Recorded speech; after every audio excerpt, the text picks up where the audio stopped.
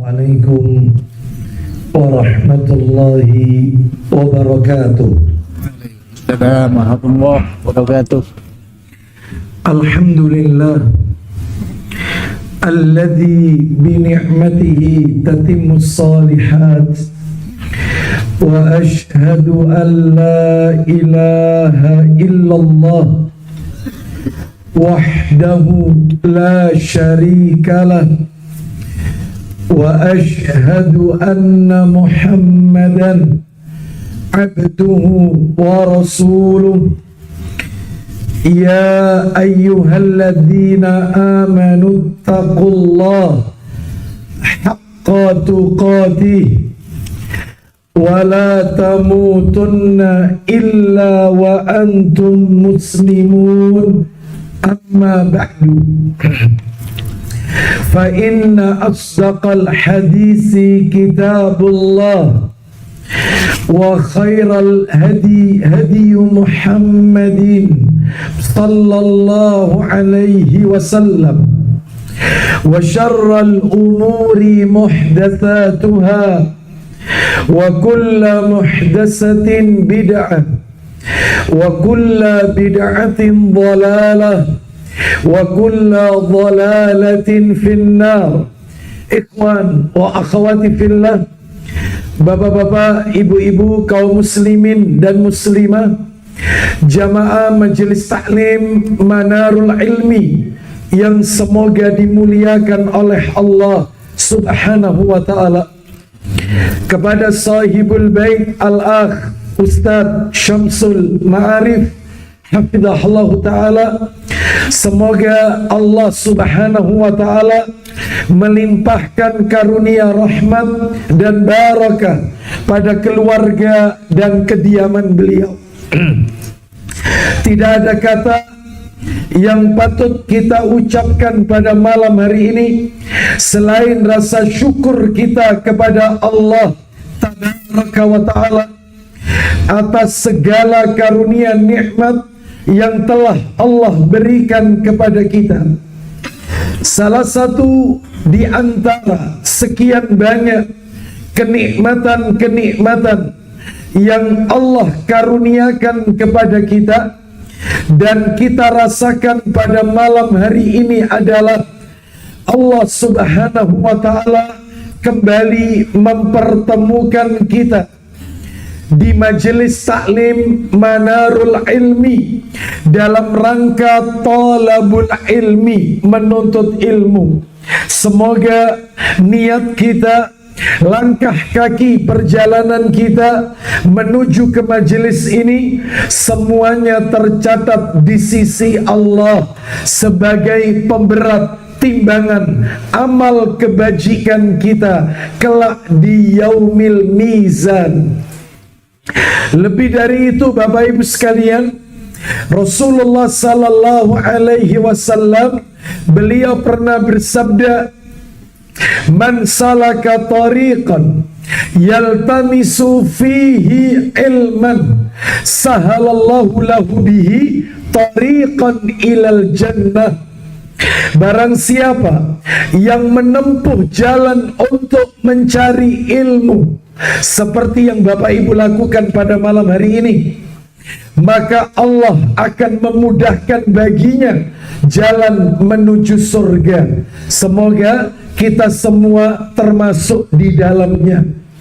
Bapak Ibu kaum muslimin dan muslimah rahimani wa rahimakumullah, malam hari ini tidak memperpanjang muqaddimah, kita akan lanjutkan pembahasan kita. Terakhir kita masih berbicara tentang mafatihur rizq, kunci-kunci rizki. Sebagaimana Rasulullah sallallahu alaihi wasallam beliau pernah bersabda, "Innallaha la yudraku ma indahu illa bi ta'atihi."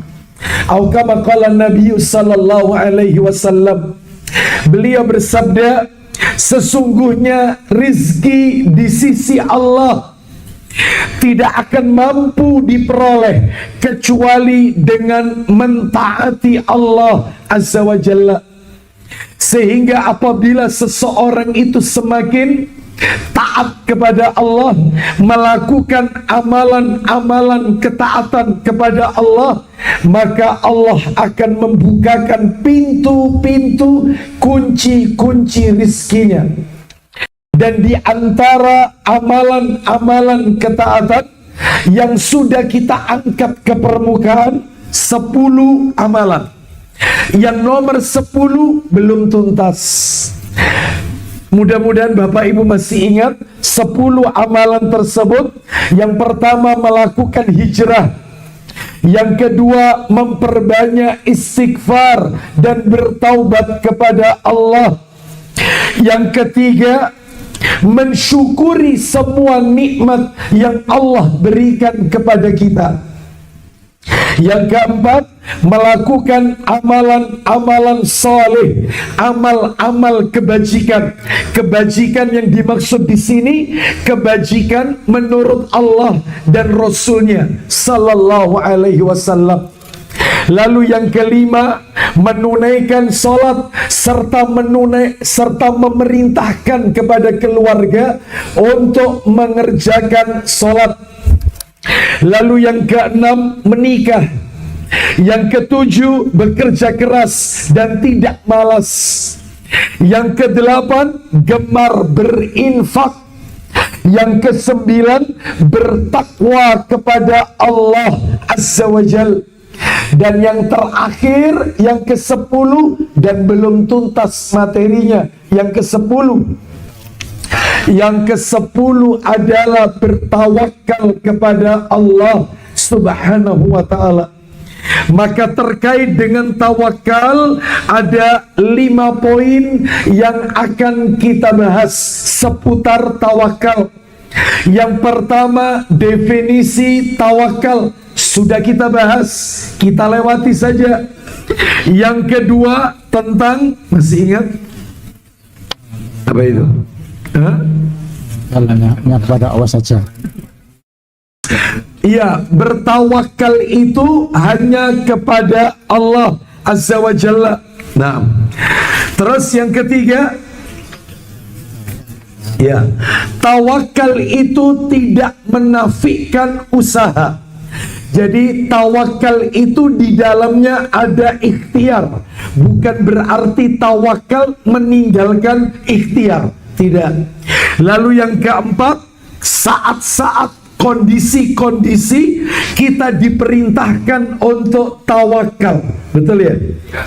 Dan yang kelima, lah inilah yang belum kita sentuh. Yang nomor 5.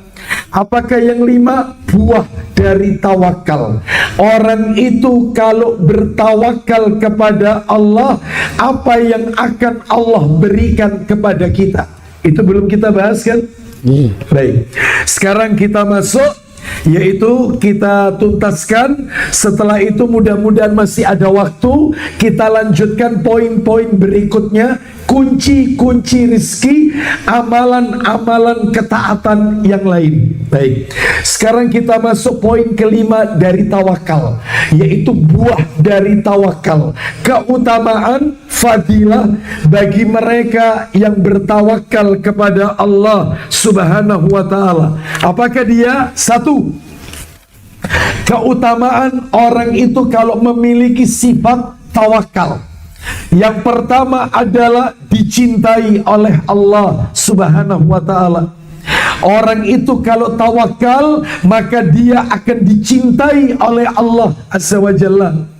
Mana dalilnya? Mana dalil yang menunjukkan orang yang bertawakal mendatangkan cintanya Allah Azza wa Jalla? Dalilnya ada di dalam Al-Quran. Suratnya surat yang ketiga, Ali Imran. Surat Ali Imran ayatnya 159. Kita dengarkan muratalnya, siap dibantu terjemahannya. Ali Imran ayat 159. Intinya ada di akhir ayat. Intinya Allah Ta'ala berfirman, Ali Imran 159. Nah, intinya di situ. Kita dengarkan, silakan. Maka disebabkan rahmat dari Allah lah kamu berlaku lemah lembut terhadap mereka. Lanjut. Sekiranya kamu bersikap keras, lagi berhati kasar, Baik. tentulah mereka menjauhkan diri dari sekelilingmu. Baik.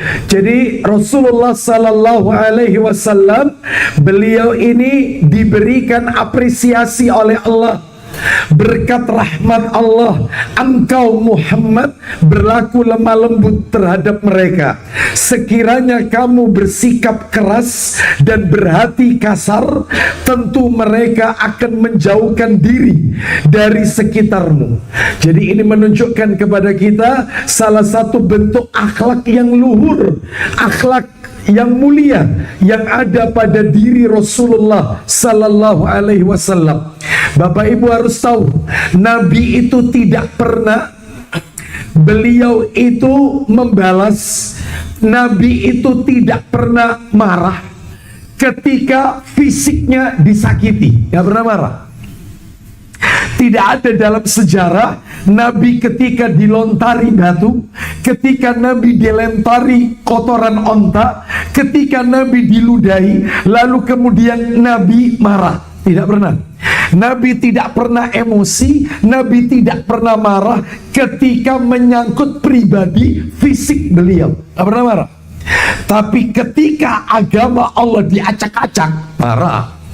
Mestinya kita seperti itu, mestinya marahnya itu ada tempatnya.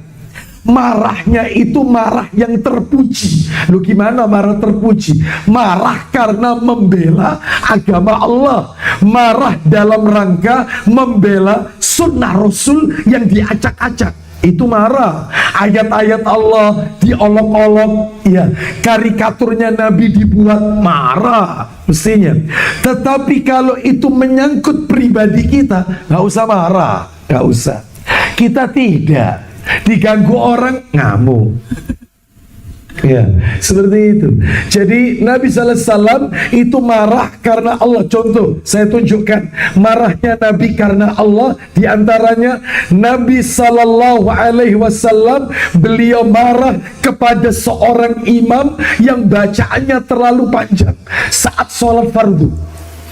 Jadi Nabi marah sehingga makmumnya sholat sendiri. Jadi tidak mengikuti imam. Karena apa? Karena dia seharian sudah bekerja, capek, ternyata imamnya membaca surat yang sangat panjang. Maka Nabi marah kepada imam tersebut. Apakah engkau akan membuat fitnah di tengah-tengah umat ini? Apabila kau jadi imam, maka ringankan bacaanmu. Karena di antara kalian ada yang tua, ada yang punya udzur kepentingan, maka jangan memanjangkan bacaan. Tuh, berarti marahnya Nabi karena Allah. Nabi pernah mau masuk rumah, nggak mau. Ternyata Aisyah keluar dan Aisyah radhiyallahu anhuma sudah melihat raut wajah Nabi nggak kayak biasanya. Berarti pertanda marah. Terus Nabi berkata, bantalan-bantalan apa yang ada dalam rumah itu? Ternyata Aisyah itu membelikan bantalan, yang bantalan itu gambar-gambar makhluk bernyawa. Nabi nggak mau masuk rumah karena malaikat nggak mau masuk ke dalam rumah tersebut. Lalu kata Aisyah radhiyallahu anhuma, kami membelikan bantalan itu sebagai tempat untuk Anda bersandar dan ketika Anda duduk. Ya. Lalu Nabi mengatakan, sungguh pelukis dari gambar itu akan dilaknat oleh Allah dan dia disuruh menghidupkan apa yang ia gambar tersebut. Jadi Nabi marahnya itu karena agama, bukan karena pribadi fisik beliau. Bahkan Nabi ketika di Taif pun dilempari batu, kakinya berdarah-darah. Malaikat penjaga gunung menawarkan diri untuk meletakkan gunung itu kepada mereka. Loh, mereka di sini siapa? Apakah penduduk Taif? Bukan. Ceritanya bukan malaikat itu nawari untuk menimpukkan gunung itu kepada penduduk Taif yang sudah nyakiti Nabi. Bukan. Justru malaikat itu menawarkan diri untuk menimpukkan gunung itu kepada penduduk Mekah. Karena kau keluar dari Mekah ini perilakunya orang Mekah.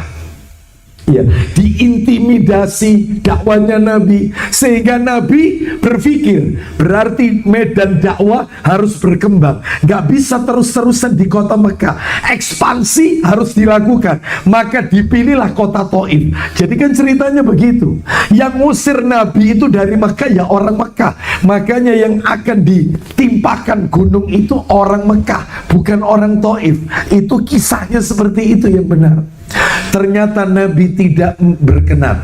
Justru Nabi mendoakan agar ada salah seorang dari keturunan penduduk Taif yang kembali ke jalan agama Allah. Ternyata doanya Nabi dikabulkan. Ayo siapa yuk? Siapa? Betul. Keluar satu orang, cukup satu orang ini mewakili. Muncul orang dari kota Taif, namanya Abu Hurairah, sahabat Nabi yang paling banyak meriwayatkan hadis Nabi. Anda kalau buka Bukhari, Abu Hurairah, riwayat Muslim dikit-dikit Abu Hurairah. Ini menunjukkan doa Nabi dikabulkan oleh Allah Azza wa Jalla.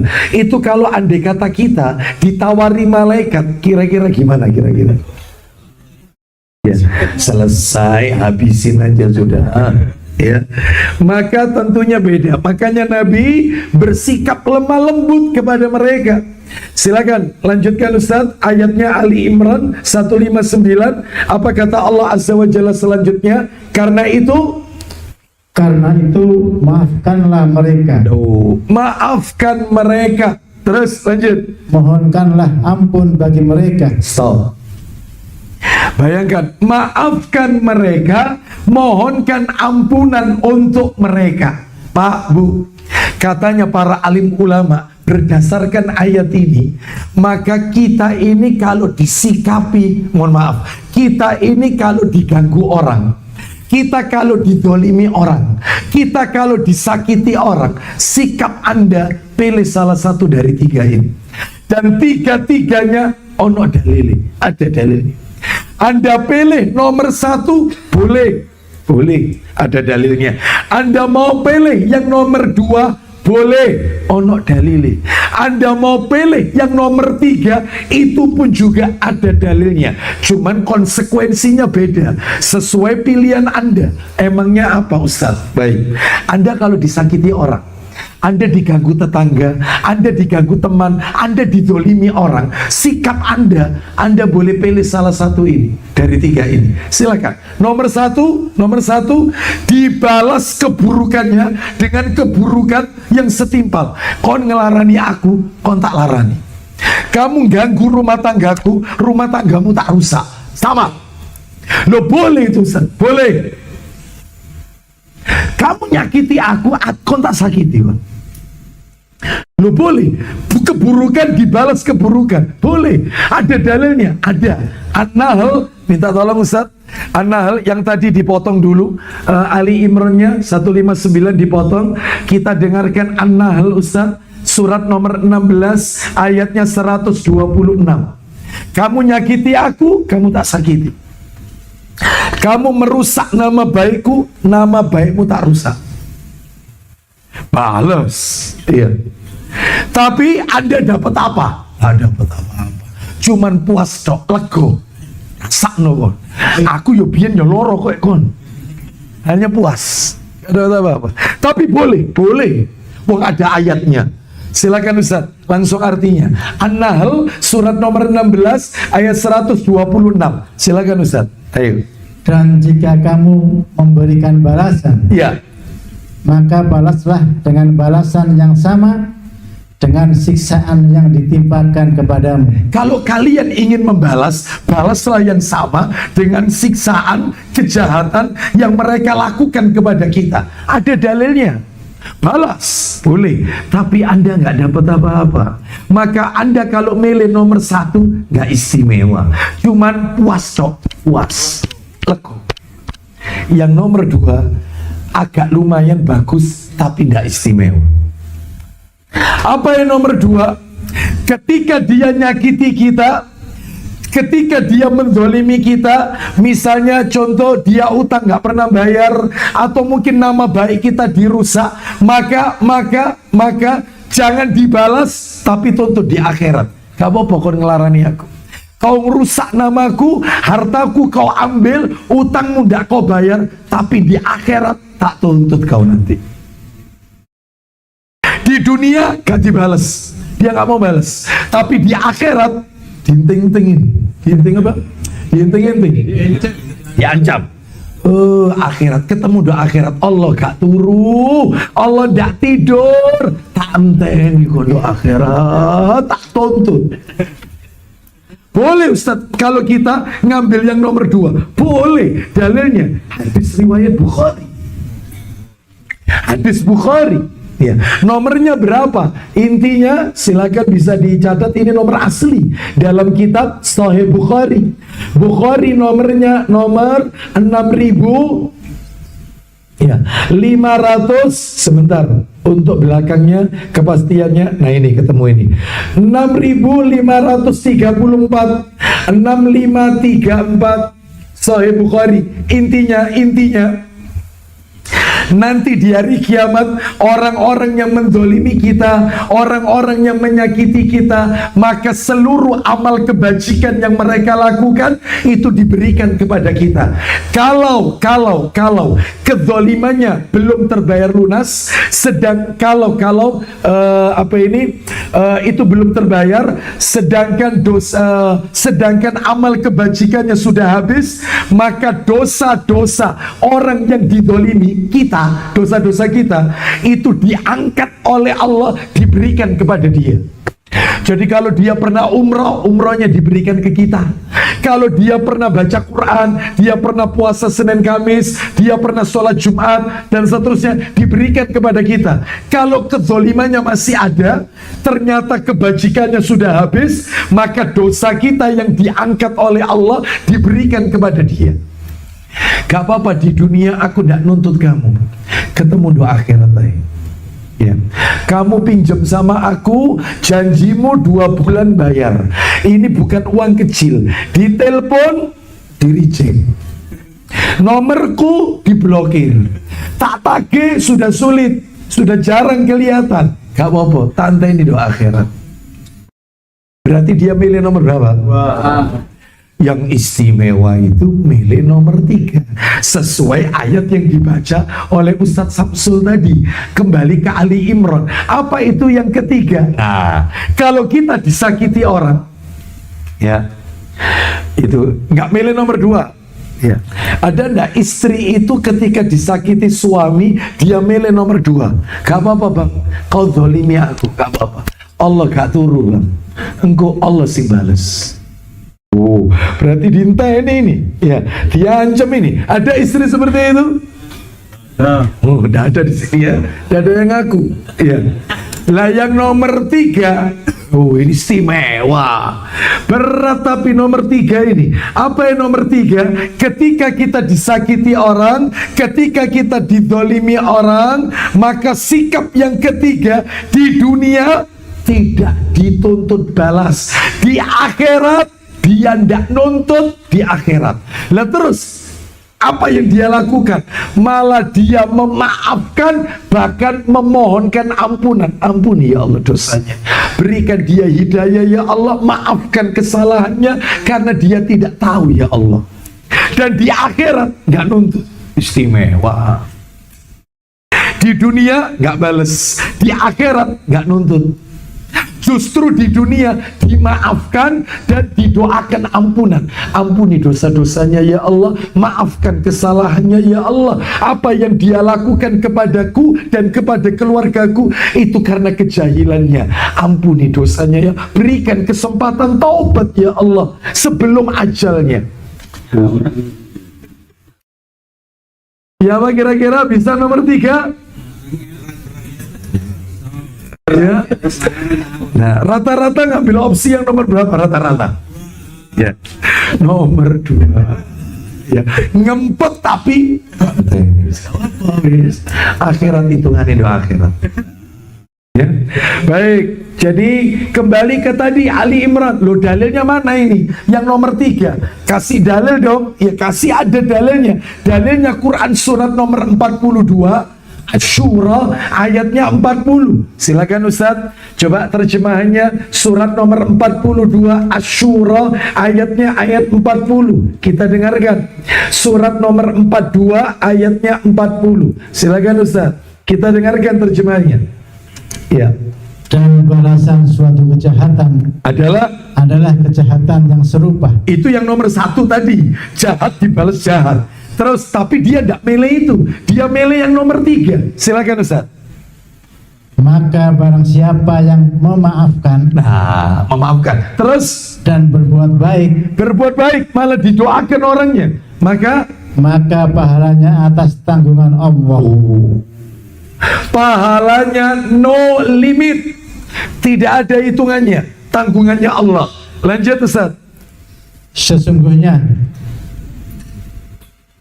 Dia tidak menyukai orang-orang yang zalim. Baik, Bapak Ibu sekalian rahimani wa rahimakumullah, kembali ke surat yang tadi Ali Imran 159. Silakan bisa dilanjutkan. Ali Imrannya 159 sampai di kalimat karena itu maafkanlah mereka dan mohonkanlah ampunan untuk mereka. Loh, coba sudah dimaafkan, didoakan ampunan. Terus silakan Ustaz. Dan bermusyawarahlah, silakan. Dan bermusyawarahlah dengan mereka dalam urusan itu. Lanjut Ustaz. Kemudian apabila kamu telah membulatkan tekad, maka bertawakallah kepada Allah. Intinya Ustaz, sesungguhnya Allah menyukai orang-orang yang bertawakal kepadanya. Baik, Allah mencintai orang-orang yang bertawakal kepada Allah. Berarti orang yang tawakal dicintai oleh Allah Subhanahu wa ta'ala. Bapak Ibu tahu, orang itu kalau sudah dicintai oleh Allah, kira-kira apa yang akan Allah berikan? Oh banyak Bapak Ibu. Saya tunjukkan satu dalil aja, mudah-mudahan ini mewakili dari sekian banyak dalil. Allah itu kalau sudah mencintai seorang hamba, maka yang akan Allah berikan adalah, saya tunjukkan riwayat Bukhari. Dalam kitab Sahih Bukhari, Sahih Bukhari, nomornya Bapak Ibu sekalian, nomor sebentar, Sahih Bukhari nomornya 6502 6502 dari Abu Hurairah radhiyallahu an. Dia berkata, Rasulullah sallallahu alaihi wasallam bersabda. Saya bacakan langsung aja ya. Apa kata Nabi? Fa'idha ahbabtuhu kuntu sam'ahu alladhi yasma'u bihi wa basarahu alladhi yubasiru bihi wa yadahu alladhi yabtishu biha wa rijlahu allati yamshi biha wa in sa'alani la'u'tiyannahu wa la in ista'adani la'u'idannahu wa ma taraddadtu an syai'in ana fa'iluhu taraddudi an nafsil mauti an nafsil mu'mini yakrahul mauta wa ana akrahu masa'atahu. Artinya Rasulullah SAW bersabda, Allah Ta'ala berfirman. Berarti ini hadis qudsi ini, hadis qudsi. Apa kata Allah? Apabila aku mencintai hambaku, niscaya aku akan menjaga pandangan matanya, terus pendengarannya, terus aktivitas tangannya, kemudian kedua kakinya yang ia pijakkan. Jadi Allah itu kalau mencintai seorang hamba, maka kita ini akan dituntun oleh Allah untuk melakukan amal-amal yang baik-baik saja. Pandangan matanya hanya untuk yang baik, pendengarannya, tangannya, kakinya, dan dihindarkan dari seluruh maksiat. Belum kelar. Bila ia meminta kepadaku, pasti aku kabulkan. Kalau Allah sudah cinta, bila ia meminta perlindungan kepadaku, pasti aku lindungi. Aku tidak ragu melakukan sesuatu yang mesti aku lakukan melebihi keraguanku untuk mencabut nyawa seorang mukmin, di mana ia tidak menyukai kematian, sementara aku juga tidak ingin menyakitinya. Artinya Allah itu kalau mencintai seorang hamba, ketika sakaratul maut dibuat enak orang itu, tidak dibuat susah oleh Allah. Ketika nazak, maka kematiannya dibuat enak oleh Allah. Nah, itu. Mudah-mudahan kita termasuk orang-orang yang dicintai oleh Allah Azza wa Jalla. Dan salah satu tips kiat-kiat agar dicintai oleh Allah, bertawakal kepada Allah. Sekarang yang nomor 2, keutamaan buah dari tawakal. Yang nomor 2 adalah, yang kedua, akan mendapatkan pertolongan dari Allah, ditolong oleh Allah. Orang yang bertawakal akan diberikan pertolongan oleh Allah. Tawakal. Mana dalilnya? Dalil nanti bisa dibaca surat Ali Imran ayatnya 160, satu ayat dari yang tadi. Silakan Ustaz. Ali Imran 160, satu ayat dari yang tadi. Iya, kita dengarkan ya, Ali Imran ayatnya 160. Allah Ta'ala berfirman, Ali Imran 160, baca. Jika Allah menolong kamu, maka tak adalah orang yang dapat mengalahkan kamu. Tetapi jika Allah membiarkan kamu terus atau tidak memberi pertolongan, maka siapakah gerangan yang dapat menolong kamu selain dari Allah sesudah itu? Terus, karena itu, hendaklah kepada Allah saja orang-orang mukmin bertawakal. Nah, berarti dengan kita bertawakal kepada Allah, Allah akan memberikan pertolongan kepada kita. Yang ketiga sekarang, buah dari tawakal. Yang ketiga adalah tanda dari keimanan. Jadi cirinya orang beriman, ya tawakal. Kalau seseorang itu tidak tawakal, maka dia bukan ciri orang yang beriman. Ya. Yang nomor 2 tadi akan mendapat pertolongan dari Allah. Ini sekarang yang ketiga, yaitu tanda keimanan. Tanda orang beriman, itu tawakal. Mana dalilnya? Dalil surat nomor 8 ayatnya ayat 2. Insya Allah banyak yang hafal ayat ini. Al-Anfal ayat kedua. Minimal telinga kita, pendengaran kita familiar dengan ayat ini. Al-Anfal ayat 2. Ya, tanda dari keimanan. Orang yang bertawakal itu tanda orang beriman. Al-Anfal ayat 2. Allah berfirman, ciri orang beriman. Silakan Ustaz. Sesungguhnya orang-orang yang beriman ialah mereka yang bila disebut nama Allah, gemetarlah hati mereka. Terus, dan apabila dibacakan ayat-ayatnya, bertambahlah iman mereka.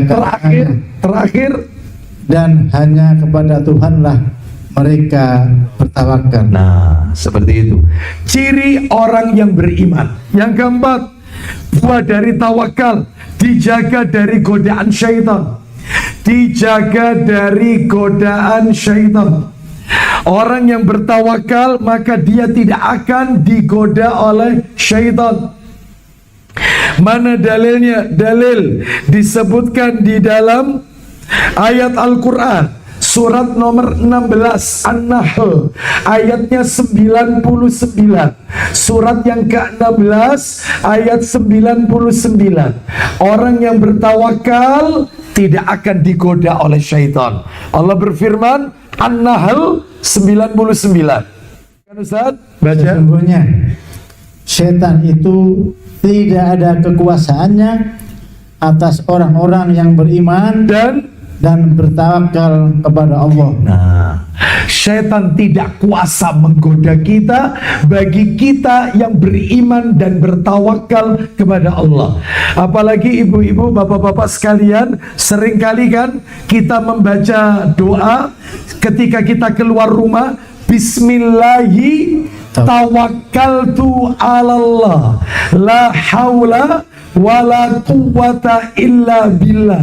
Apa katanya Nabi? Waktu itu saya pernah jelaskan, orang yang ketika keluar rumah membaca Bismillahi tawakkaltu, dengan menyebut nama Allah, aku bertawakal kepada Allah, itu akan ada penyeru dari langit yang mengucapkan saat orang itu membaca doa itu, apa seruannya? Faqad hudita wa kufita wa wukita. Orang itu telah diberi hidayah, orang itu rezekinya dicukupi, dan orang itu dihindarkan dari gangguan syaitan. Faqad hudita wa kufita, dicukupi rezekinya, wa wukita, diselamatkan dari syaitan. Makanya orang bertawakal nggak mungkin diganggu syaitan. Baik, kita lanjutkan sekarang yang kelima. Yang kelima, orang yang bertawakal diberi kecukupan dan kemudahan urusannya. Dicukupi dan dimudahkan urusannya. Orang kalau bertawakal itu diberikan kecukupan oleh Allah dari sisi rezeki dan dimudahkan urusannya. Mana dalilnya? Dalil di dalam Al-Quran, suratnya surat At-Tolak, surat nomor 65, ayatnya ayat 3. Insya Allah Bapak Ibu hafal kok. Minimal ayat ini sering kita dengarkan. Surat At-Tolak, surat 65, ayat 3. Wa may yatawakkal 'alallah fahuwa hasbuh, innallaha balighu amri. Nah, itu ya, silakan baca surat 65 ayat 3 bagian akhir. Barang siapa yang bertawakal kepada Allah, silakan Ustaz. Bagian akhir itu. Barang siapa bertakwa kepada Allah, terus niscaya dia akan mengadakan baginya jalan keluar. Belum poinnya, lanjut. Dan memberinya rezeki dari arah yang tiada disangka-sangkanya. Terus, dan barang siapa yang bertawakal kepada Allah, nah ini poinnya, bertawakal maka niscaya Allah akan mencukupkan keperluannya. Nah, semua kebutuhannya dicukupi. Terus, sesungguhnya Allah melaksanakan urusan yang dikehendakinya. Maka semua urusannya akan dimudahkan oleh Allah Azza wa Jalla. Terakhir, yang keenam, buah dari tawakal yang keenam, masuk surga tanpa hisab dan tanpa adab. Luar biasa ini. Orang itu kalau bertawakal kepada Allah, menyerahkan semuanya kepada Allah, maka nanti di akhirat masuk surganya bi ghairi hisab wala adab, tanpa diaudit amalannya, tanpa diperiksa amalannya, dan tidak mendapatkan siksa atau adab. Oh, ini istimewa ini. Ya, cuma jumlahnya terbatas. Mana dalilnya? Dalilnya ditulis saja, saya bacakan hadisnya. Riwayat Bukhari dalam kitab Sahih Bukhari, nomornya 5705, 5705. Saya bacakan aja ya, 5705. Insya Allah kita sering mendengar hadis ini ya. Intinya Rasulullah dari Ibnu Abbas radhiyallahu anhu, dia berkata, Rasulullah sallallahu alaihi wasallam bersabda, uridat alayyal umam, berbagai umat diperlihatkan kepadaku nanti di hari kiamat. Jadi berbagai macam umat diperlihatkan kepadaku. Faja'alan nabiyyu wan nabiyani yamurruna ma'ahumur rahtu wan nabiyyu laisa ma'ahu ahadun. Ternyata ada satu atau dua orang nabi mulai lewat dengan sejumlah pengikut.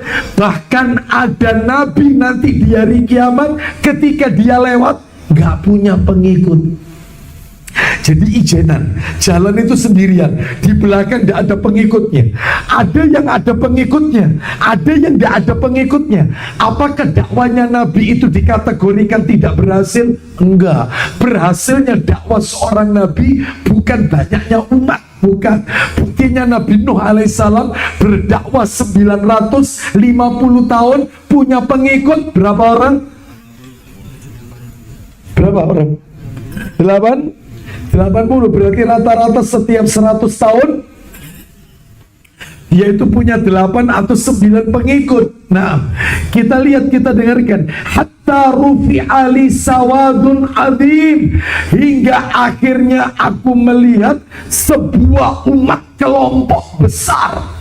Ya, qultu ma hadza ummati hadi, aku berkata kepada Allah, apakah mereka ini umatku wahai Allah, ini umatku? Qila, dikatakan kepada Nabi nanti di hari kiamat, bal hadza Musa wa qaumuhu, tidak, akan tetapi ini umatnya Musa alaihissalam. Banyak umatnya Nabi Musa. Qila undur ilal ufuq, hai Muhammad, lihatlah di atas ufuk, lihat di atas ufuk. Maka Nabi pun melihat di atas ufuk. Ternyata Bapak Ibu, apa yang terjadi? Ternyata banyak sekali umat manusia yang memenuhi kolong-kolong langit penuh. Ya, kemudian aku berkata, kemudian dikatakan kepadaku, hadihi ummatuka wa yadkhulul jannata min haula'i sab'una alfan bighairi hisab wala azab. Ini Muhammad umatmu. Yang banyak ini, langit itu penuh dengan umat, ini umatmu. Dan di antara mereka ini ada 70.000 orang yang masuk surga tanpa dihisab, tanpa diadab. Mudah-mudahan kita katutin di situ. Mudah-mudahan. Terus kemudian setelah Nabi menyampaikan ini, maka Nabi masuk. Sahabat mulai di luar rumah Nabi, mereka bertanya, kayaknya yang 70.000 orang itu adalah mereka yang tanpa hisab, tanpa adab.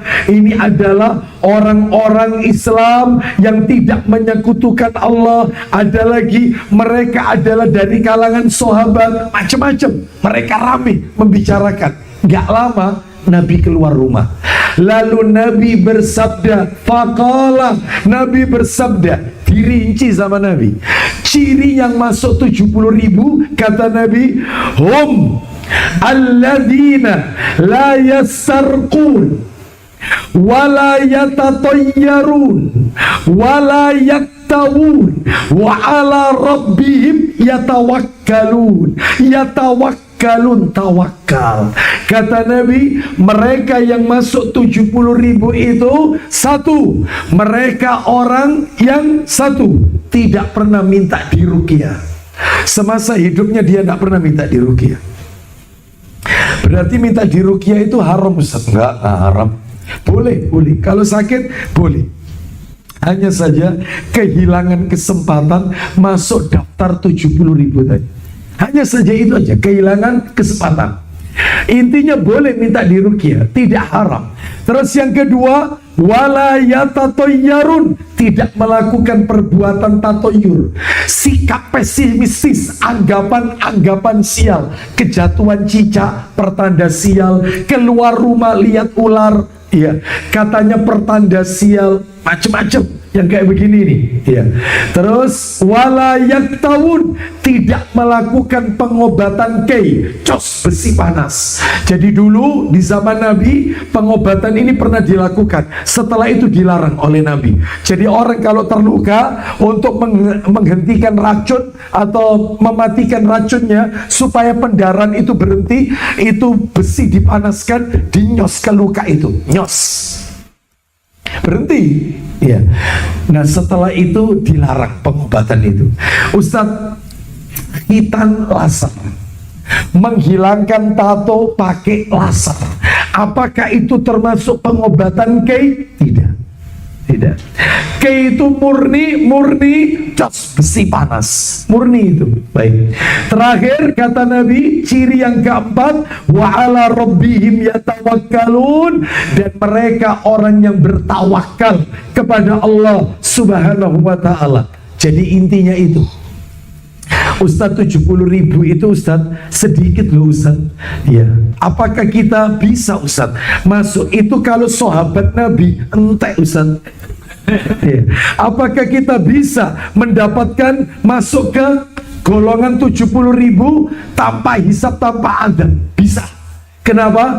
Karena ternyata disebutkan di dalam hadis yang disahihkan oleh Syekh Albani rahimahullah dalam kitab Silsilah Hadis Sahih nomornya 2179 2179 dalam kitab Silsilah Hadis Sahih. Begini hadisnya. Begini, saya bacakan. La yadkhulunal jannata min ummati sab'una alfan. 70.000 orang dari umatku akan masuk surga. La hisaba alaihim wala adab. Mereka tidak mendapatkan hisab dan mereka tidak diadab. Nah ini poinnya ini. Ma'akulli alfin sab'una alfan.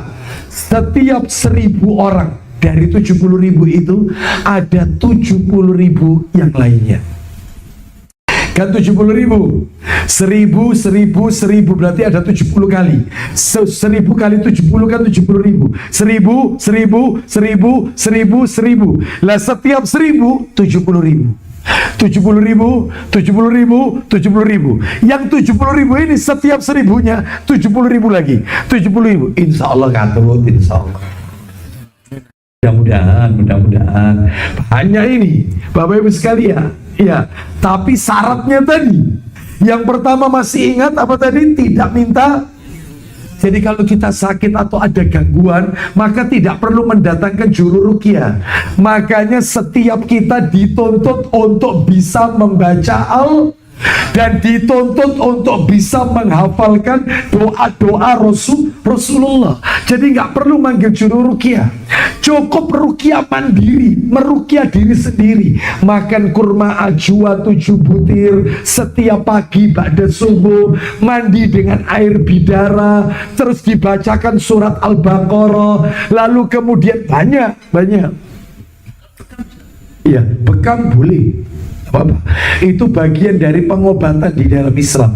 Cuman ini yang saya maksud, gangguan-gangguan yang tidak wajar, gangguan-gangguan yang di luar nalar ya. Jadi misalnya ya gangguan dari jin seperti itu. Dan kalau bisa itu ditemukan buhulnya, ikatannya.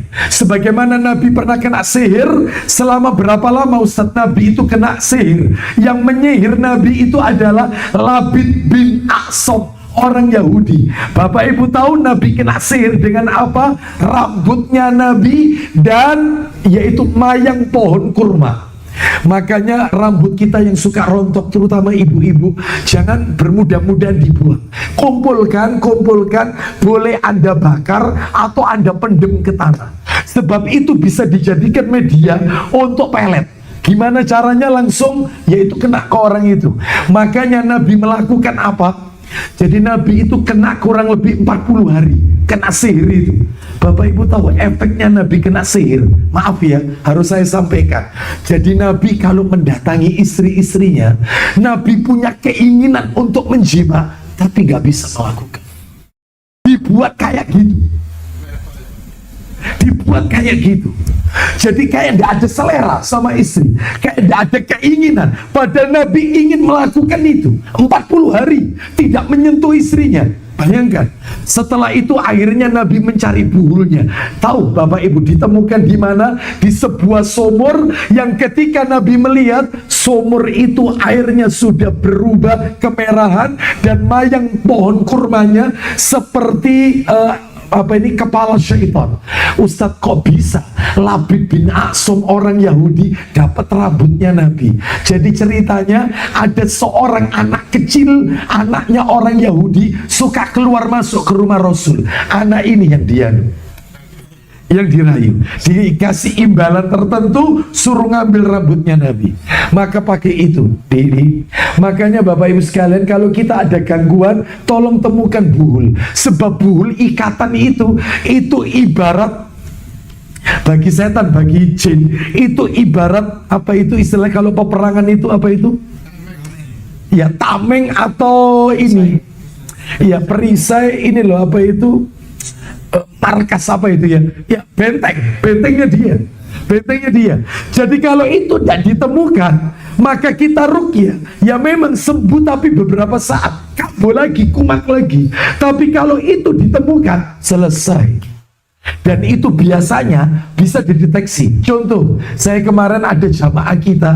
Jadi kalau dia masuk di kamar itu, hatinya gelisah terus kayak kepanas, kayak seperti ada beban di badannya dan seterusnya. Dipanggilkan ustadz juru ruqyah berkali-kali, ya tetap sembuh sesaat, kambuh lagi. Tapi anehnya, ketika dia keluar dari kamar itu di ruang tamu, gak apa-apa, berarti buhulnya di kamar itu. Saya sampaikan, percuma Anda lakukan itu, Anda harus menemukan. Cobalah dicari, karena Anda yaitu merasakan tidak nyaman ketika di kamar itu. Anda cari, ternyata betul ketemu butelan kecil sekali, dan itu diletakkan di dalam kasur yang sedikit disobek, dimasukkan. Lah ketutup spray yang nggak kelihatan lah. Jadi sama dia dibongkar betul ketemu itu. Dan itu dia tanya, Ustadz ini dibakar atau tidak? Kalau Anda bakar ini, orang yang melakukan ini langsung mati. Langsung. Makanya Nabi ketika menemukan rambut itu di sumur itu, para sahabat bertanya, apakah ini harus kami bakar? Enggak, jangan. Aku diutus oleh Allah tidak untuk nyakiti orang. Rasul sudah disakiti, masih dimaafkan. Coba itu kalau kita misalnya obongan itu kita. Rasul tidak, jangan. Cukup kau pendam saja. Maka jamaah kita juga berkata, gimana Ustaz? Jangan dibakar. Terserah antum. Antum mau bakar, antum mau balas, dalilnya nomor 1. Kon ngelarani aku, kon tak larani. Ya. Tapi yang lebih mulia, maafkan. Pendam saja di tempat yang tidak diketahui orang. Yang jauh. Ya, selesai. Betul. Begitu itu dilakukan, dipendam, selesai, pengaruh itu hilang sudah. Jadi harus ditemukan itu buhulnya itu, ikatan itu. Baik. Jadi jangan minta di ruqyah sendiri saja. Ya. Ciri-cirinya kalau kita diganggu setan gimana? Diganggu jin Ustaz? Banyak ciri-cirinya kalau ingin mendeteksi. Di antaranya kalau tidur suka tindian, ya. Suka tindian, menggigau. Tidur siang, tidur malam mesti menggigau. Apa itu? Geragap. Ngelendur. Yang kedua, kalau tidur giginya suka berbunyi. Harus diruqyah. Ya, berarti jin mau ikut dia. Ya, seperti itu. Dan macam-macam, ada beberapa. Baik, kita lanjutkan Bapak Ibu sekalian. Jadi ini masuk surga tanpa hisab dan tanpa adab. Ya, baik. Sekarang kita akan masuk kunci-kunci rizki dari amalan yang nomor 11. Ya betul ya, nomor 11 ini ya. Nomor 11. Apa itu? Yang nomor 11. Kalau nomor 10 kan tawakal, sudah tuntas materinya. Sekarang yang nomor 11 adalah tegar di atas kebenaran alias istiqomah. Orang itu kalau istiqomah dalam beribadah, orang itu kalau memiliki kontinuitas, ajak istiqomah dalam beribadah, maka rezeki akan Allah berikan kepada kita. Kontinu, ajak, tidak fluktuatif, tidak naik turun, ajak istiqomah, kontinu, langgeng, maka rezeki akan Allah berikan. Dalilnya di mana? Dalil Quran surat nomor 72, surat Al-Jin. Surat 72 itu surat Al-Jin. Surat Al-Jin. Ayatnya ayat 16. Surat nomor 72 ayatnya ayat 16. Allah Ta'ala berfirman. Kita dengarkan Al-Jin ayat 16. Kan Ustaz? Dan bahwasanya jikalau mereka tetap berjalan lurus di atas jalan itu. Nah, di atas ajaran Islam, jalan lurus istiqomah, niscaya benar-benar kami akan memberi minum kepada mereka air segar atau rezeki yang banyak. Nah, di dalam tafsir Ibnu Katsir yang dimaksud dengan ma'an ghadaqa, air yang cukup, maksudnya rizki yang berlimpah. Ya. Orang kalau istiqomah ajak, maka Allah akan berikan yaitu rizkinya. Ustadz, bisa kita istiqomah? Insya Allah. Iya. Pak, Bu, maaf. Kalau ada di luar sana, maaf ya, kalau ada di luar sana, ada sebagian dai atau ustadz atau siapapun yang dalam ceramahnya suka berkata seperti ini, maaf, Bapak Ibu sekalian, hendaknya kita ini menjadi seorang hamba yang hari ini lebih baik daripada hari kemarin, dan hari esok harus lebih baik daripada hari ini. Tanya sama Ustadz itu, tanya, Anda bisa Ustadz? Tanya ya. Tanya sama dia, Anda bisa Ustadz? Hari ini lebih baik daripada hari kemarin, hari esok harus lebih baik daripada hari ini. Tanya, Anda bisa? Jawabannya adalah, Pak, Bu, mohon maaf, orang itu terkadang dalam istiqomah itu terkadang tidak bisa aja, nggak bisa. Terkadang naik turun. Ibarat anak kecil belajar jalan, satu saat dia juga akan terjatuh. Seperti itu. Makanya Allah sebutkan dalam Al-Quran, orang kalau belajar istiqomah gak bisa terus kemudian trennya itu naik terus, gak mungkin, mustahil. Makanya tanya sama orang itu, Anda bisa Ustaz? Hari esok lebih baik daripada hari ini? Gak bisa. Pasti satu saat Anda akan terjatuh. Makanya Allah sebutkan dalam Al-Quran, nih, Anda akan kaget kalau dengar ayatnya. Coba dibuka dalam Al-Quran, suratnya, ya, suratnya di dalam Al-Quran, surat yang ke-41, ayatnya 30. Surat 41 ayatnya 30. Iya. Oh, sebentar. Surat 41 ayat 6. Maaf, bukan 30. Surat 41 ayatnya 6. Surat Fusilat ayatnya 6. Suratnya tetap Fusilat, tapi ayat 6. Ayat 6. Kita dengarkan ya ayatnya. Allah Ta'ala berfirman, surat 41 ayat 6. Kita dengarkan. Allah berfirman, Qul innama ana basyar. Lihat, ada kalimat di situ, lafaz fastaqimu ilaihi wastaghfiru. Silakan Ustaz, baca terjemahannya. Katakanlah ya, bahwasanya aku hanyalah seorang manusia seperti kamu. Terus diwahyukan kepadaku bahwasanya Rabbmu, Tuhan kamu adalah Tuhan yang Maha Esa. Poinnya Ustaz sekarang, maka tetaplah pada jalan yang lurus. Stop. Maksudnya istiqomah. Maka tetaplah istiqomah pada jalan yang lurus. Lanjut. Menuju kepadanya, dan terakhir, dan mohonlah ampun kepadanya. Nah, ditutup ayat ini, dan mohonlah ampun kepada Allah.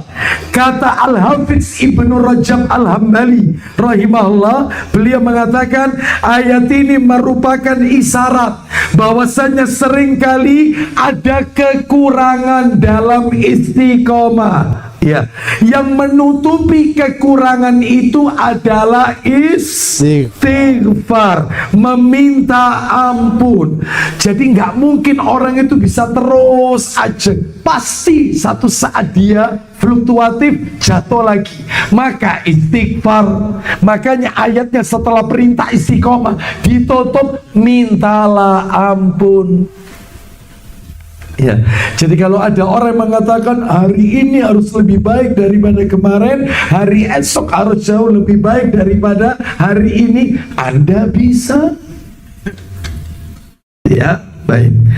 Oleh karena itu ini yang nomor 11. Nomor 12 sekarang. Amalan yang ke-12 kita tuntaskan malam hari ini. Harapannya tahun depan, ya betul ya, tahun depan ya, kita sudah berganti materi. Yang ke-12, memberi nafkah kepada orang yang sepenuhnya menuntut ilmu syar'i. Saya ulang, memberi nafkah kepada orang yang sepenuhnya menuntut ilmu syar'i. Menuntut ilmu syar'i. Dalilnya di mana? Dalil, minta tolong Tirmidhinya jilid 2 diambilkan. Tirmidhi jilid 2 warna kuning kitabnya. Itu Tirmidhi jilid 2 nomornya 2345. Udah diingat nomornya 2345. Tirmidhi dari Anas bin Malik radhiyallahu anhu, dia berkata, ya silakan Ustaz. Tirmidhi 2345. Nama orang terakhir Anas bin Malik. Ada Ustaz? Ya, kita dengarkan ya, silakan. Dari Anas bin Malik, ia berkata, ya silakan. Di masa Rasulullah, nah terus ada dua orang bersaudara. Sambil dibayangin ya, di masa Rasulullah ada dua orang kakak beradik bersaudara ini. Lanjut. Salah seorang di antara mereka ya mendatangi Rasulullah. Terus sedangkan yang satunya lagi bekerja. Jadi dua orang ini, yang satu taklim sama Nabi, setiap hari belajar sama Nabi. Yang satunya, saudara satunya kerja.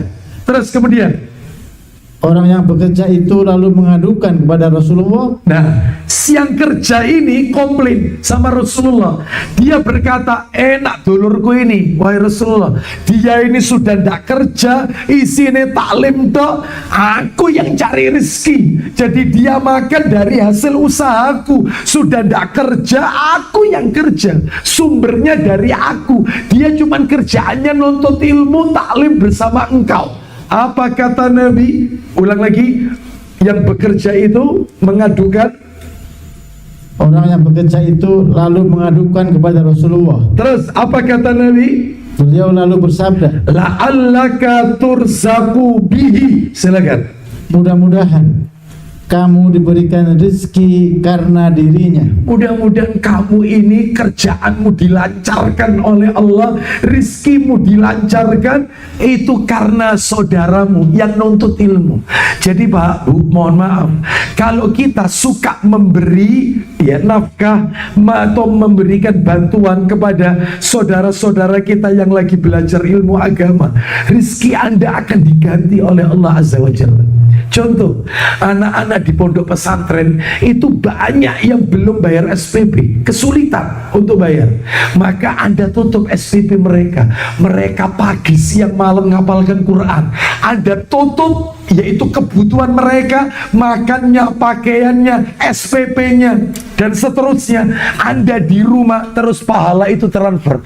Dia ngapalkan murojaah ayat demi ayat. Masya Allah. Bahkan dia keluar ponpes jadi imam sholat. Anda sudah meninggal, transferan pahala tetap mengalir ke kubur Anda terus. Tapi ilmu agama ya, ilmu agama. Iya, banyak Bapak Ibu sekalian. Saya kalau yaitu survei ke beberapa pondok pesantren, banyak sekali mereka-mereka yang dalam kondisi ya memprihatinkan, pakaiannya dan seterusnya. Bahkan juga sudah seperti nggak keurus seperti itu. Ya saya tanya, kamu ya asalmu dari mana? Ada yang dari Papua, ada yang dari Sumatera. Ya Allah, terus kamu pulangnya? Ya ndak pulang karena ndak ada.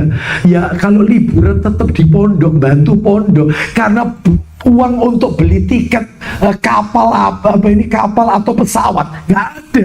Seperti itu. Bahkan SPP itu pun dicarikan donatur oleh pondok pesantrennya. Yang kayak begini tutup kebutuhan mereka. Anda dapat keutamaannya. Diganti oleh Allah. Ya, baik.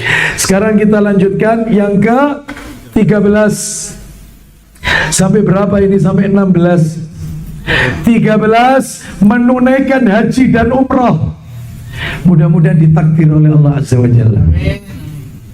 Menunaikan haji dan umrah, berangkat haji. Bapak Ibu kalau punya kelebihan rezeki, maka jangan pergi kemana-mana kecuali tempat yang diberkahi oleh Allah. Ya, apa itu? Mekah dan Madinah. Berangkat.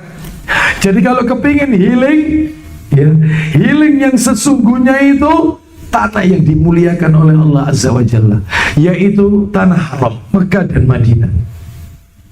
Makkah dan Madinah. Ngapain kemudian berlibur ke Bangkok, Hong Kong? Ngapain nyambangi Jackie Chan? Apa? Ya, belajar Wing Chun. Ngapain?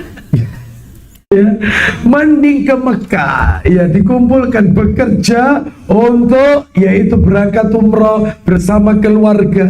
Seperti itu. Ya, promo. Apa? Seperti itu, ya. Jadi Nabi sallallahu alaihi wasallam pernah bersabda, la tushaddur rihal illa ila salasati masajid. Jangan susah-susah melakukan perjalanan jauh kecuali di berapa masjid? 3 masjid. Kata Nabi, 1 masjid hadza, masjidku ini. Di mana itu? Nabawi. Wa Masjidil Haram, di mana? Makkah. Wa Masjidil Aqsa, di mana? Baitul Maqdis, Palestina. Seperti itu. Mungkin kalau Palestina sekarang ya memang sudah dibuka, sudah yang ke sana. Beberapa waktu yang lalu Ustaz Syafiq Reza Basalama hafizallahu taala sudah ke sana. Bulan yang lalu kalau nggak salah. Ya bulan yang lalu. Sekalipun nggak seperti biasanya ya, bisa leluasa ya, karena penjagaan ketat di mana-mana. Sudah dibuka sebenarnya, tapi hanya ya apa istilahnya ya, untung-untungan. Kalau memang untung bisa masuk ya. Sebab ada jamaah kita berangkat ya, itu Mekah Madinah umrah plus city tournya ke Palestina. Ternyata sampai di sana dari 20 orang yang berangkat, yang 15 masuk, 5 orang ditahan. Artinya nggak bisa masuk ke Palestina. Jadi dia tetap di Jordan. Karena turunnya pesawat itu Jordan. Mau masuk ke perbatasan Israel itu ketat sekali. Terutama HP diperiksa. WA, Facebook, Twitter diperiksa sama mereka. Itu kalau kedapatan mengolok-olok Israel, wah nggak bisa malbu. Entek sudah. Makanya siapa ini pemilik travel KBI ya, atau ya travel itu kalau sudah mampir Palestina maka semuanya harus di cleaning. Artinya Facebook dinonaktifkan, Twitter, Instagram nonaktif sudah. Jadi seakan-akan tidak kenal dunia luar sudah. Jadi masuk di sana ketika periksa gak ada jelek-jelekan. Masuk. Terus yang kedua, namanya tidak berbau nama Islam. Ya, saya pernah pada waktu itu jamaah saya masuk, ya, jamaah kita masuk, saya sama 3 orang gak bisa masuk karena nama saya di depannya itu Muhammad Dili, ada Muhammadnya. Kalau nama-namanya nama-nama apa itu? Wanos. Ya. Jadi seperti itu ya, nama-nama pribumi lah. Itu aman ya. Kalau nama-nama Abdullah, Abdul Razak, wis. Paling tidak harus ditanya dulu, kamu kesini ngapain, tujuanmu apa, dan seterusnya. Berapa hari, hotelmu di mana, tour leadermu siapa namanya, terus kemudian apa yang kamu ketahui tentang Israel, dan seterusnya. Oh, ketat sekali, ketat. Dan itu ketika kita lewat untuk paspor, tentara di mana-mana, dan itu mesti senjatanya dikokang. Dan itu bom itu ada di kanan kirinya. Itu. Saya pernah ngajak sama keluarga, ya. Katanya putri saya, "Pak, ikut nek lo kursi itu aja, Pak." Habis ini, Pak. Makanya niat nosahid, niat nosahid. Ya, jangan dilihat, terus istighfar, nunduk saja terus, ya. Nunduk, gak usah pakai apa pakai takbir Allahu Akbar, jangan. Iki lo kursi di entek sudah. Ya. Niat nosahid aja, nak, niat nosahid, ya. Jadi kalau mau masuk Masjidil Haram mesti dikokang sama dia, ya, seperti itu. Jadi memang untuk nakut-nakuti supaya kita tidak ke masjid. Maksudnya itu. Dan tentara perempuan mereka, wah, jahat. Ya. Oleh karena itu, kalau kita punya rezeki ke sana, ya, gak apa-apa. Mekah, Madinah aman, insya Allah aman. 1105, ya. 1105, ya. Dari Abdullah yaitu Ibnu Mas'ud, dia berkata, ya, Rasulullah SAW bersabda, isinya, hubungkanlah, jadikanlah saling menyusul antara haji dan umroh. Nah, nggak apa-apa, haji umroh, ya, atau umroh saja, nggak apa-apa, berkali-kali, boleh. Terus lanjut. Karena keduanya dapat menghapus kefakiran dan dosa-dosa sebagaimana ubupan tukang besi mengikis karat besi, terus emas dan perak. Nah, jadi Bapak Ibu sekalian perhatikan tadi, orang yang menunaikan haji dan umrah bisa menghapus kefakiran. Berarti Allah berikan kekayaan, rizki, kefakirannya dihapus. Gak ada ceritanya orang pulang haji tambah miskin, gak ada. Gak ada ceritanya orang pulang umroh hidupnya tambah terpuruk, gak ada. Rizkinya pasti diganti oleh Allah, ya. Oleh karena itu, maka berangkat umroh. Kemarin ada yang tanya, Ustadz, mana yang didulukan, umroh balak-balik atau sedekah kepada saudara kita yang kebanjiran? Masih banyak yang membutuhkan di negeri kita, longsor dan seterusnya. Masa umroh bolak-balik? Pak, Bu, gak ada ceritanya di zaman Nabi, yaitu orang itu mengalihkan hartanya untuk membantu kaum muslimin yang lain daripada umroh bolak-balik. Gak ada. Intinya boleh tiap bulan umroh terus, gak masalah. Setahun 3-4 kali umroh bolak-balik, gak apa-apa. Kalau ada uangnya. Memang ada yang tiap bulan ada pembimbingnya, ya, berangkat terus, leadernya berangkat terus, ya. Seperti itu, gak masalah, ya. Jadi kemudian Ustadz ini kan lagi banyak yang kesusahan, banyak kebanjiran, longsor, puting beliung dan seterusnya. Apa ndak sebaiknya dialokasikan? Ini umrah, ini ibadah kita kepada Allah, nafsi sudah. Ini persembahan kita, bekal kita untuk di akhirat nanti. Seperti itu. Ya. Jadi tidak ada dilarang untuk melakukan itu, tidak ada. Justru dianjurkan, gak apa-apa berkali-kali umrah, boleh. Bahkan di zaman Nabi tidak ada orang itu mengalihkan kurban untuk korban bencana. Nggak ada. Nggak usah kurban dulu, mending uang kurban Idul Adha dialokasikan gempa bumi atau bencana yang lain. Nggak ada. Di zaman Nabi banyak bencana, tapi Nabi tidak pernah mengajarkan sebaiknya uang yang untuk kurban dialihkan untuk korban bencana. Nggak ada. Kurban sendiri-sendiri nih soalnya. Termasuk umroh bolak-balik, gak apa-apa. Itu. Nanti ada kelebihan rezeki yang lain, bantu saudara kita. Nah, itu ya, baik. Sebab ada muncul opini di masyarakat, bu, ya itu yang umroh bolak-balik itu dipakai untuk membantu saudara. Oh, ya. Ini opini. Baik. Kita lanjut nomor berapa? 14, bangun di pagi hari. Bangun di pagi hari. Jangan tidur di pagi hari. Jangan. Bangun di pagi hari ini sebelum subuh. Ya tahajud, nyambung terus kemudian witir, menunggu adzan subuh, lanjut qobliyah subuh, lanjut sholat subuh, lalu zikir pagi petang, setelah itu sholat sunnah isyraq, lanjut aktivitas. Itu yang benar. Itu yang benar. Jangan tidur di waktu pagi. Hukumnya makruh, dibenci. Karena apa? Karena Nabi mendoakan orang yang suka bangun di pagi hari. Tolong Ustadz, Sahih Targhib jilid 4 dibuka. Nomornya awal-awal, nomor 1693, 1693. Ya, tinggal 2 lagi kita akhiri. Ya, 1693 dari Sakhr Al-Ghamidi As-Sahabi radhiyallahu anhu. Silakan. Dari Sakhr Al-Wada Al-Hamidi As-Sahabi bahwa Rasulullah bersabda, silakan. Ya Allah, Allahumma, Nabi berdoa, dan doa Nabi ini berlaku sampai nanti hari kiamat. Allahumma barik li ummati fi bukuriha. Artinya Ustaz, ya Allah, berkahilah umatku di waktu pagi mereka. Bayangkan, didoakan berkah oleh Nabi. Berkahi umatku di waktu pagi hari mereka. Jangan tidur, akan kehilangan doa berkah Nabi Sallallahu Alaihi Wasallam. Maka bangun di pagi hari. Apalagi menantu, jangan siang-siang bangunnya. Ya, seperti itu. Ya, jadi bangun pagi hari, bangun. Baik, kita lanjutkan. Ya, sebelum subuh sudah bangun tahajud. Tahajud. Baik, dan biasakan anggota keluarga kita, yaitu bangun di pagi hari.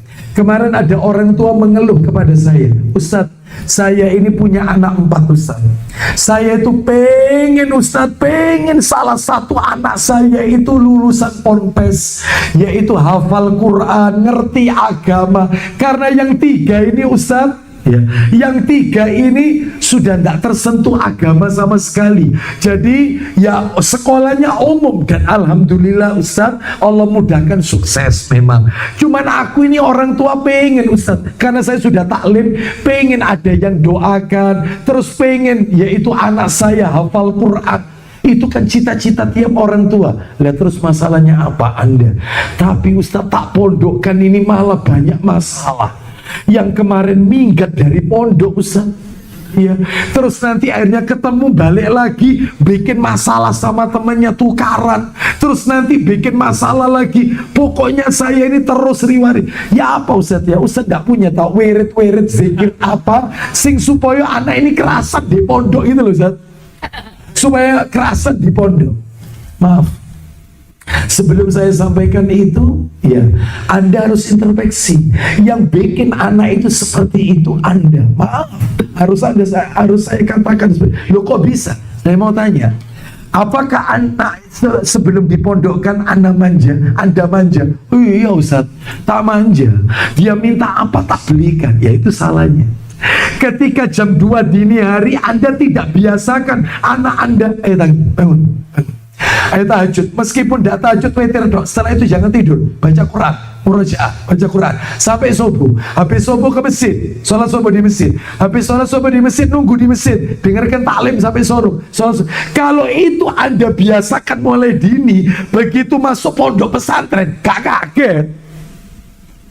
Ternyata kayak di rumah ya, bangun jam 2, terus jam 7 murojaah, terus belajar bahasa Arab, nanti istirahatnya siang, sore murojaah lagi, malam murojaah. Kok kayak di rumah ya? Karena suasana di rumah dikayakan kayak pondok. Gak kaget, anak tidak akan berontak. Betul atau tidak? Tapi karena suka dimanja, kalau apa uang, sampai anak itu dipegangi ATM katanya, dipegangi. Jadi dia dikit-dikit Shopee, ya, dikit-dikit GoFood, dikit-dikit. Lah di pondok dibatasi sehari tidak boleh lebih dari 10.000 jajan. Lah dia dibatasi. Lo aku biasanya saya ketemu lagi 10.000, ya berontak, minggat dari pondok, gak kuat. Iya. Makanya mulai dini sebelum dipondokkan, buat aturan kayak pondok. Buat aturan, kamu setiap hari jajananmu tidak lebih dari 10.000, dan kamu tiap jam 2 bangun. Orang tuanya juga bangun. Ojo nangini anak dene turu. Jangan bangun murojaah. Iya, baca Quran, ditungguin sama orang tua, kondisikan kayak di pondok, sehingga dia tidak akan mendapatkan perubahan yang drastis. Bisa dipahami? Baik. Jadi seperti itu, bangun pagi, barokah bangun pagi. Ya. Terus nomor 15 menjalin silaturahim.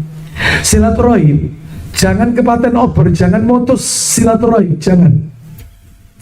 Hubungkan karib kerabat, silaturahim, jangan diputus, yang dekat maupun yang jauh. Dalilnya di mana? Minta tolong Ustaz, Sahih Targhib jilid 5 sama jilid 6 dikeluarkan. Jilid 5 dan jilid 6.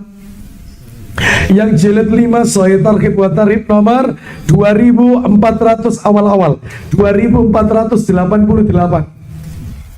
2488, kita dengarkan Sahih Targhib wa Tarhib nomor 2488. Iya, silakan Ustaz.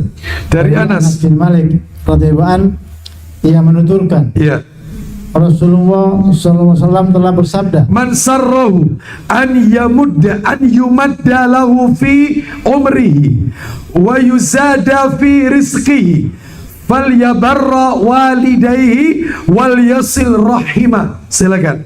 barang siapa yang ingin agar dipanjangkan umurnya, siapa yang ingin umurnya dipanjangkan, terus dan ditambah rizkinya, maka syaratnya hendaklah ia berbuat baik kepada kedua orang tuanya, sama orang tua yang baik.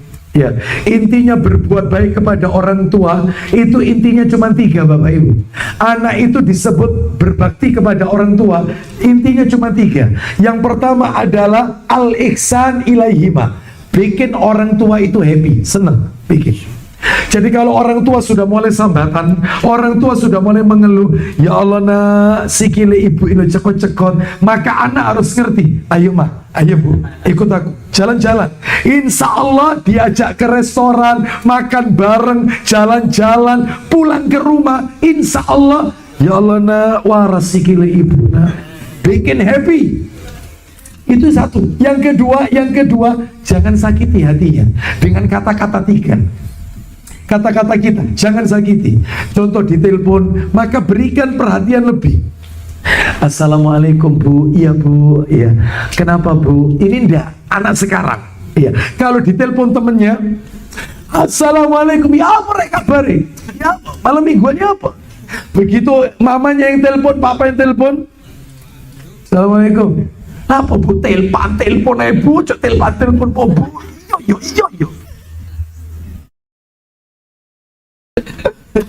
Sama orang tuanya bermuka masam, sama teman-temannya dia berwajah ceria. Nggak boleh, jangan sakiti orang tua dengan kata-kata perbuatan kita yang bikin dia kepikiran. Jangan menyebabkan air matanya menetes. Itu kedua. Yang ketiga, lah ini yang paling berat. Anak bakti sama orang tua, akeh kata. Anak tidak nyakiti orang tua, akeh kata. Tapi yang ketiga jarang. Apa yang ketiga? Sabar atas gangguan orang tua. Sabar karena sakitnya. Oh iya. Apalagi orang tua suka beda-beda anak. Kalau anak yang pertama datang pada yang bantu anak nomor 1, itu datang, itu selalu yang dipuji anak nomor 2. Adikmu ini loh nak, ambil ibu, Masya Allah ibu sampai seneng. Apa kata anak yang nomor 1? Ibu nek loro, sopo sing ngelebok rumah sakit? Aku. Listriki omah iki, aku. Ibu nek butuh apa-apa, sing ibu telepon aku, butuh adikku. Berarti gak sabar mas ente mas. Sing sabar. Ada orang tua itu egois. Pokoknya jarene ibu sabar. Nengai. Diam. Iya. Iya. Seperti itu. Oh, sabar atas gangguan. Apalagi sudah sakit-sakitan, jadi kembangnya tempat tidur. Maka dia jijik membersihkan kotoran orang tua. Padahal kesempatan masuk ke surga dengan merawat orang tuanya. Harus sabar. Sebab ada anak itu, ya Allah kalau memang kau harus ambil cubuan, ya Allah wes, cubuan wes, gak kuat aku wes. Apalagi terus cerewet, rewel, ya. Sitalah bu, iyo. Dibentak, ya Allah sakit hatinya. Ya Allah nah ibu iku mek ngomong. Kan ada orang tua itu ngomong itu sampai berkali-kali. Nah lawangi tutupen nak, ya bu. Ya. Nanti dapat 10 menit ngomong lagi. Wis kon tutup anak lawangi. Ada ndak orang tua kayak gini? Wis kon tutup tanah. Iya bu, iya, tak tutup bu. Nanti dapat 15 menit. Ojo lali lo nak tutupan. Iya bu.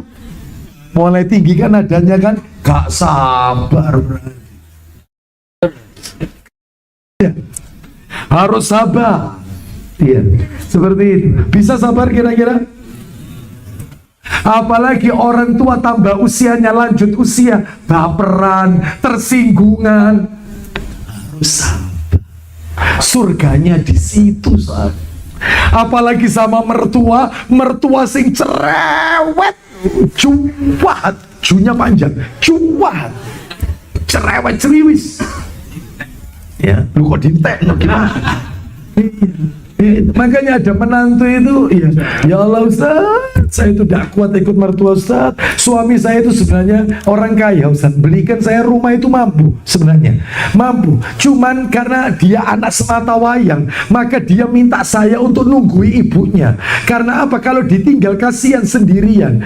Tapi Ustaz, saya kehilangan privasi. Titik-titik kok di komen Ustaz, masa titik apa di komen, nyapu titik di komen. Makanya tiap pagi Ustaz pakai CTM ini Ustaz. Turun terus. Tidur terus. Pakai obat gatal itu. Ya, turun terus ini. Ya Allah, tak boleh sabar. Itu adalah surga Anda. Berbahagialah yang punya mertua cerewet. Berbahagialah. Ladang amal antum itu. Mertua dan orang tua, ya. Baik, apalagi mertuanya lebih dari satu, masya Allah. Sabarnya level tinggi, ya. Baik. Kita lanjutkan. Ya. Nomor berapa terakhir? 16. Oh belum. Tadi berbakti sama orang tua. Terus Ustaz, yang nomor 15 tadi, lanjutannya tadi, saya target. Suruh bakti kalau kepingin umurnya panjang, rizkinya dilapangkan, suruh bakti sama orang tua dan Ustaz, silakan. Dan menjalin hubungan dengan kerabatnya. Nah, silaturahim. Ya. Terakhir nomor 16 penutup. Yang nomor 16, ya, amalan-amalan yang bisa mendatangkan rezeki adalah meluangkan waktu hanya untuk beribadah kepada Allah. Waktunya hanya untuk Allah. Habis taklim pulang ke rumah kan, Anda belum ngantuk, ya. Apalagi kena penyakit apa itu, insomnia, sulit tidur malam, maka pakai baca Quran daripada nonton bola, begadang lihat televisi gak jelas. Maka pakai baca surat Al-Kahfi, pakai untuk berdoa ini malam Jumat, perbanyak baca sholawat. Seperti itu. Terus ibadah. Ya, tidak ada satupun waktunya kecuali untuk Allah Azza wa Jalla. Nyetir mobil tetap ibadah, zikir. Daripada di mobil lihat helmnya orang, lihat jaketnya orang, terus dengarkan musik, ngelamun dan percuma, nggak ada manfaat. Pakai zikir, pakai baca Quran. Lampu merah berhenti, baca Quran. Baca Quran, insya Allah manfaatnya lebih banyak. Seperti itu, ya. Baik, mana dalilnya? Dalil Sahih Targhib wa Tarhib jilid 6, nomornya 3165, 3165. Ya, dalil ini dibaca, kita akhiri, tutup sudah. 3165 jilid 6, 3165 Sahih Targhib wa Tarhib 3165. Baca Ustaz. Dari Ma'qil bin Yasar radhiyallahu anhu, ya, dia mengatakan, ya, Rasulullah sallallahu alaihi wasallam bersabda, isinya, Rabb kalian berfirman. Nah, berarti ada skutsi. Silakan. Wahai Bani Adam, berkonsentrasilah untuk beribadah kepadaku. Suruh konsentrasi, suruh waktunya untuk Allah. Terus, niscaya aku akan penuhi hatimu dengan kekayaan. Terus kemudian, dan aku penuhi tanganmu dengan rizki. Rizki. Aku penuhi tanganmu dengan rizki, hatimu dengan kekayaan. Merasa cukup qanaah. Terus kemudian, wahai Bani Adam, ya, janganlah engkau menjauh dariku. Jangan. Waktunya jangan dihabiskan untuk selain dari jalan Allah. Terus, karena jika demikian, maka niscaya aku akan penuhi hatimu dengan kefakiran. Fakir. Terus terakhir, Dan aku penuhi tanganmu dengan kesibukan. nah terus akhirnya nggak sempat ke masjid, bahkan dalam sehari nggak sempat sholat 2 rakaat. Bayangkan betapa ruginya. Oleh karena itu Allah berfirman, faida faraghta fansab wa ila rabbika farghab. Apabila kalian telah menyelesaikan satu urusan ibadah, kerjakan urusan ibadah berikutnya. Kita diciptakan oleh Allah tujuannya untuk apa? Wa ma khalaqtul jinna wal insa liya'budun, untuk ibadah, jangan untuk yang lain. Percuma main skak, main catur, nggak ada manfaatnya. Main ular tangga, nggak ada manfaatnya. Main monopoli, nggak ada manfaatnya. Main game, nggak ada manfaatnya. Duduk di warkop dan nggak ada manfaatnya. Mending duduk di majelis ilmu. Jalan-jalan nanti ini libur panjang, mending jalan-jalan ke taman surga. Mana taman surga? Manarul ilmi. Daripada taman Bogol, apalagi taman safari, gak ada manfaat. Seperti itu. Mending taman surga. Wallahu a'lam bishawab. Demikian yang bisa kami sampaikan. Semoga menjadi tambahan ilmu yang manfaat. Mudah-mudahan Allah memudahkan kita untuk melakukan amalan-amalan ketaatan kepada Allah Subhanahu wa taala, sehingga Allah wafatkan kita dalam keadaan husnul khatimah. Semoga tidak hanya di dunia saja Allah mempertemukan kita, tapi sampai di surga Allah Subhanahu wa taala.